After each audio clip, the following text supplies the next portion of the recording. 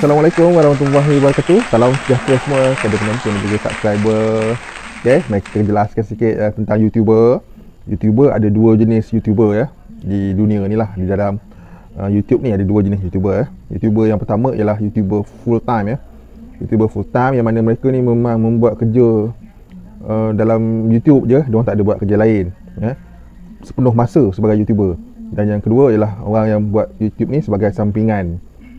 Dan mereka masih makan gaji, ada kerja lain atau sebagainya lah, sama ada kerja sendiri ataupun bekerja dengan orang lain.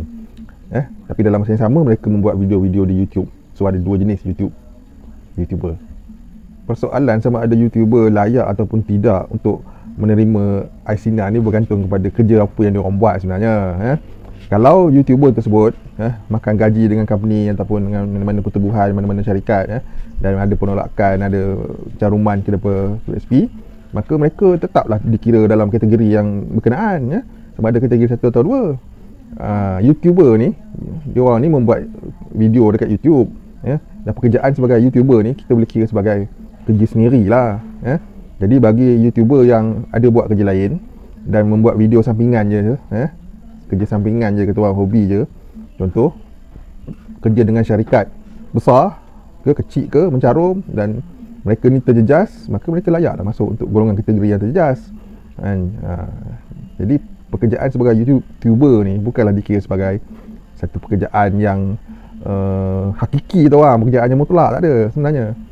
Orang yang membuat video kat YouTube ni, kalau nak dikirakan ialah orang yang bekerja sendirilah sebab dia self-employed dia buat video-video Jadi yang mana YouTuber yang memang full time kerja dia buat video saja, maka automatiklah mereka ni kategori 1. Tapi walaupun mereka kategori 1, kalau mereka tak pernah mencarum, tak pernah bekerja dengan orang lain, tak pernah mencarum langsung, maka mereka tak adalah duit dalam akaun, tak ada pendaftaran pun. Jadi memang tak layaklah untuk mohon.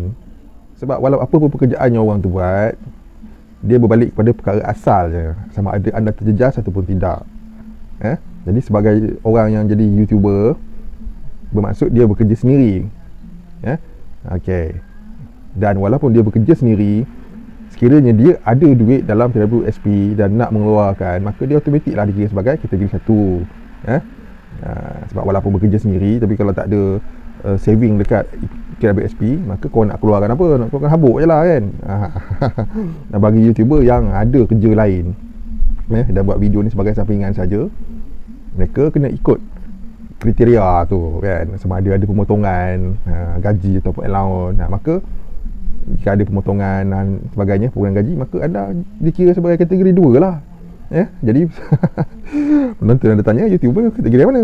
Jadi itulah aku jawab. YouTuber ialah pekerjaan yang kita orang panggil bukanlah kerja sangat, dia lebih kepada media sosial. Dan kalau orang tu jadi full time YouTuber, gaji ribu-ribu sekalipun, dapat pendapatan daripada video yang berjuta-juta orang tengok, dia dikira sebagai bekerja sendiri. Walaupun dia berjuta income dia pun, dia tetap dikira sebagai bekerja sendiri. But apa yang paling penting, nombor 1, kenalah ada duit dalam PWSP sebelum nak membuat pengeluaran. Tanpa duit, kalau tak ada duit PWSP, macam mana kau nak keluar? Kau nak keluarkan apa? Tak ada habuk. Ada ramai YouTuber yang muda-muda dah jadi YouTuber dan tak pernah makan gaji, buat video full time, maka mereka ni memang tak adalah KWSP sebab dia orang tak mendaftar sebagai pencarum, tak pernah makan gaji. Tapi dia orang berjaya sebagai YouTuber, maka dia orang nak keluarkan apa lah, duitnya pun tak ada kan. Sejalah penjelasan dia.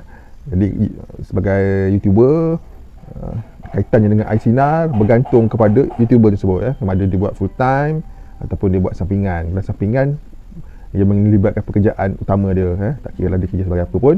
Dia terjejas, dia termasuk dalam kategori 2. Dan jikalau YouTuber tersebut ada wang di KWSP dan membuat video-video di YouTube, dia tak ada kerja lain dah, itu je kerja dia, maka dia kategori 1. Macam aku, korang teka lah kategori apa.